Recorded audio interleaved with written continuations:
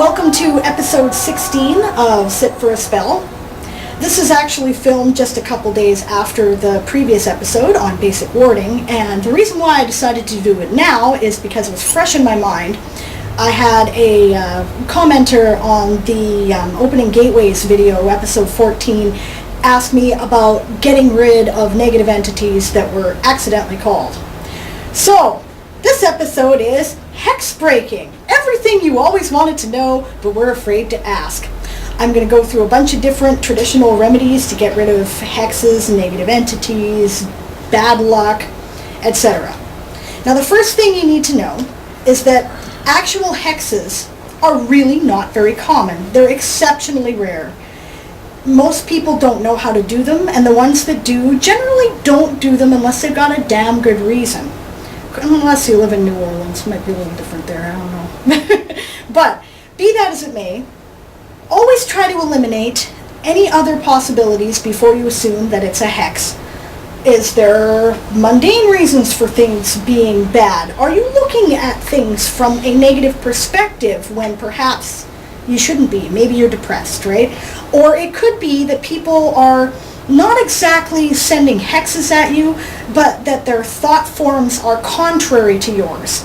For example, when I was trying to get my temple established here, my husband and I were working towards this end. Things started going really well, and then all of a sudden things stopped working effectively. They just, things ran late, we lost one of our most promising priestesses, there was troubles with transportation, the place we'd been renting suddenly decided not to rent to us anymore, different things like that, and for no good reason. They just changed their policies, right? Turns out that my husband's well-meaning relatives, who are Seventh-day Adventists, had found out that we were pagans, and they were praying for us to see the error of our ways. So their thought form ran contrary to ours. They were interfering by their intention to do good. These things can happen. This is why magic isn't always as effective as we'd like it to be. So that's a possibility. Be that as it may, when you have reason to believe that it is likely a hex or bad luck, there are a lot of different things you can do. Now, I've probably talked about witch bottles before. I'm going to show you how to do one. What you do is you take a normal glass jar. It's glass by tradition so that you can see in and so that astral entities can get into it. And what you do is you fill it with a bunch of pokey things. This can be anything. Screws, nails, thorns, thumbtacks,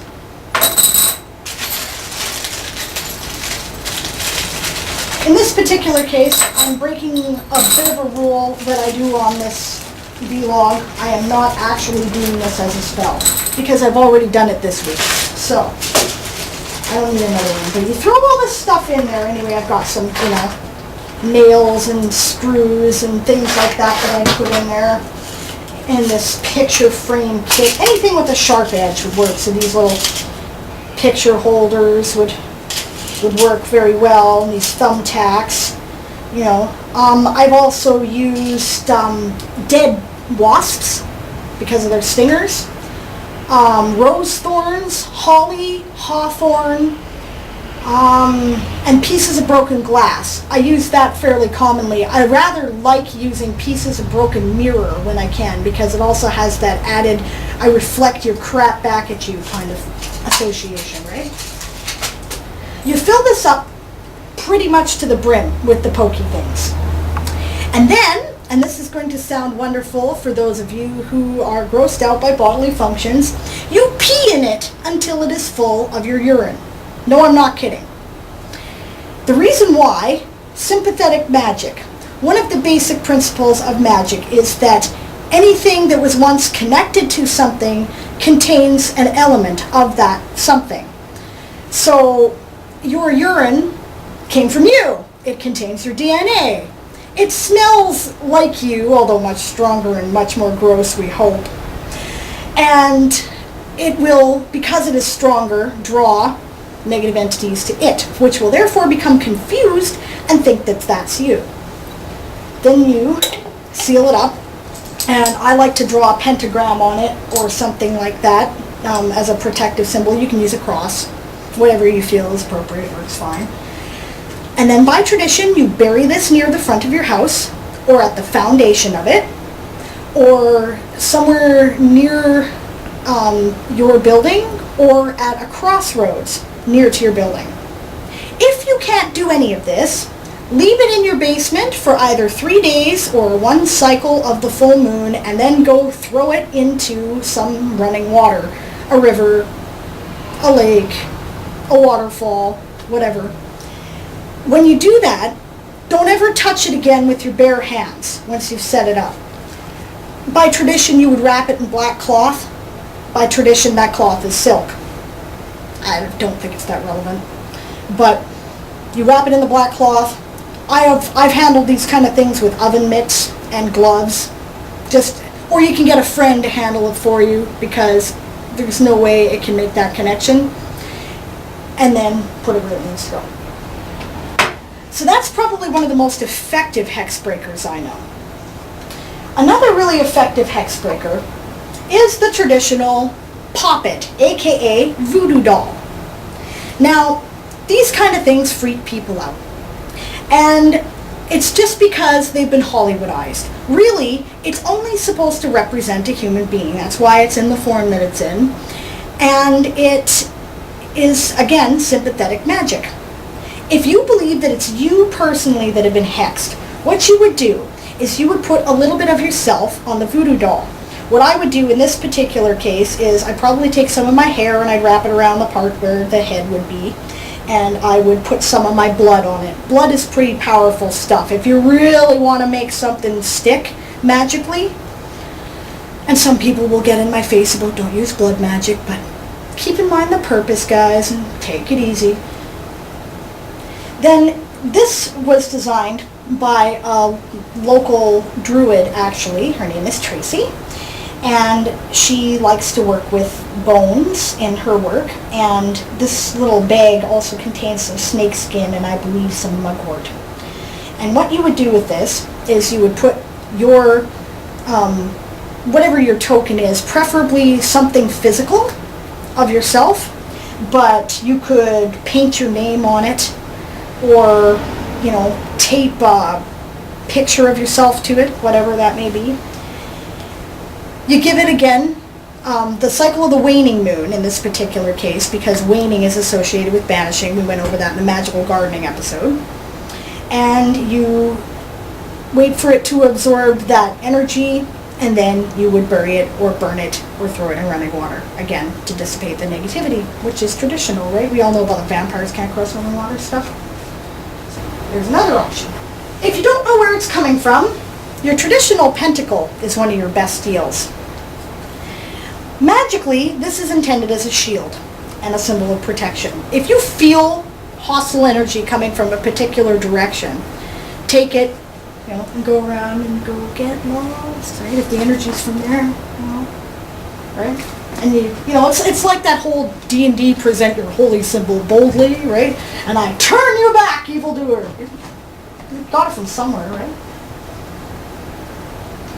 I almost forgot. Another thing you can do, I wonder if I can reach in here. No, I gotta undo it. Okay, the Othames that are in there. Remember, Othames are a sacred knife used in Wicca to cut nothing but air. One of the ways that hostile energy or people who are psychic vampires or the like can manifest is in attachments.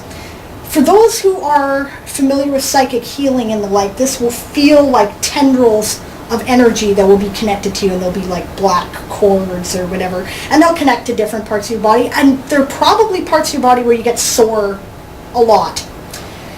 One good spot is right in the middle of your back there. I call that the stab in the back spot, because that's the back of your heart chakra, and that's often where people who are doing emotionally harmful stuff will end up attaching energy. You take the Othame, right, or you take your hand and form like a blade karate chop thing with it, and you just cut all the negative attachments out of your aura, just like so. It looks ridiculous, but it works. Don't forget the bottoms of your feet. It's a problem area people often don't get. Don't forget that when you're smudging yourself either. You'll notice too, when you do the clearing attachments thing, that people who are users and psychic vampires will be the ones who are most likely trying to contact you again right away, and always be some lame excuse. Oh, I was just in the neighborhood and thought I'd stop by and see how you're doing. Don't let them reestablish. Just be like, oh yeah. Dion Fortune, in her book Psychic Self-Defense, which is probably the classic on the subject, and I recommend it to everybody, will recommend doing things to cover your base chakra and your heart chakra. So, oh yeah, that's nice. Of course that creates a hostile energy. So often what I like to do, right, when I'll be standing behind a counter and I'll be like, really, that's very interesting. Notice that I look like I'm thinking and I'm listening intently, but heart chakra's covered, right? And base chakra's covered. Aha. Incense and stuff. Okay, I've talked about sage as a method of clearing out negativity. You would also burn cedar to protect it from coming back, like it creates a protective bubble around the area. And always bring in something positive when you've gotten rid of something negative. So that's why you would burn sweetgrass. You could also burn lavender. You could also burn frankincense. Last episode I said that the reason why frankincense and myrrh is the traditional temple incense is because the myrrh gets rid of negative energy and the frankincense brings in positive. So, more incenses that are good for that. Storax, I've mentioned this before. This is contained in a voodoo remedy called Black Goddess Incense, which is really high-powered stuff to get rid of negativity. Just burn a little of this and focus your intent. Make up a statement that seems appropriate to you. Write a poem. Often I find that Doreen Valiente was absolutely right when she said, let the spell be spake in rhyme. Mugwort is another herb to get rid of negativity. It's associated with Hecate. Ah, yes, right. Dark deities. Everybody's afraid of the dark deities, but these are the guys you call on to banish and get rid of crap that you do not need. Hecate is a great one. She doesn't take any shit. She's pretty aggressive with her magic. She's the goddess of the crossroads, and she's the one that guides us between the worlds.